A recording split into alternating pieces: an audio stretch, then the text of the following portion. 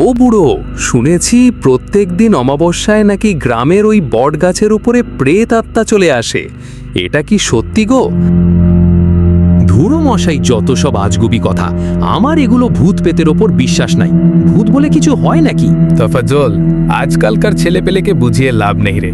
ওরা পড়াশোনা করে, তাই এদের ভূত পেতের ওপরে বিশ্বাস নেই। তাই বলি ওসব বাদ দে। তোমাদের জন্য হয়তো আমি চা দোকানে আড্ডা দেওয়া বন্ধই করে দিব। এখানে আড্ডা দিতে আসলে তোমাদের যত আজগুবি গল্প, এই গল্প শুনতে শুনতে আমার কান পচে গেল জানো। আজকে তো ওই অমাবস্যার রাত, দেখবো আজকে কোন ভূতে আসে। নাসিব, পাগলামি করিস না বাপ। ওদের কথায় কোনো কানও দিল না। ও আজকে দেখেই ছাড়বে যে আসলে ঘটনাটা কি।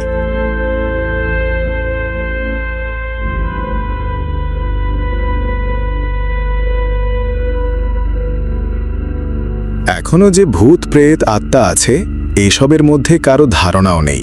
সে সোজা ঘরে চলে গেল।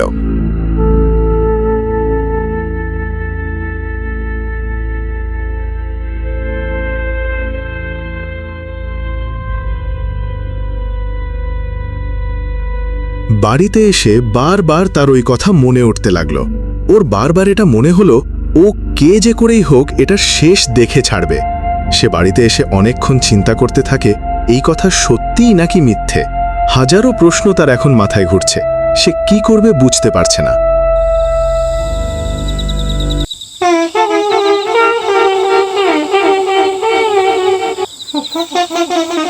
এরপর রাত হতেই তমছেরের বেটি তাসমিনা ডাইনি গ্রামের ওই বটগাছের উদ্দেশ্যে যেতে লাগল। এদিকে জয়বর কঙ্কাল নিমন্ত্রণ পেয়ে ও ছুটে আসতে লাগল। এই বেটা তো নেতর, পেলেই হলো। রে বেটা, তুই নাকি ভূতকে ভয় পাস না? দেব নাকি মুন্ডটা কেটে? আর ভূতটা তার সামনে থেকে উধাও হয়ে গেল। এইবার তার বিশ্বাস হয়ে গেল যে সত্যি ভূত বলেও কিছু হয়। বন্ধুরা, কেমন লাগলো এই গল্পটা? ভালো লাগলে প্লিজ লাইক করুন, শেয়ার এবং সাবস্ক্রাইব করবে। নতুন নতুন গল্প আপনারা আমার থেকে পাঠাতে পারেন কমেন্ট বক্সে। ধন্যবাদ।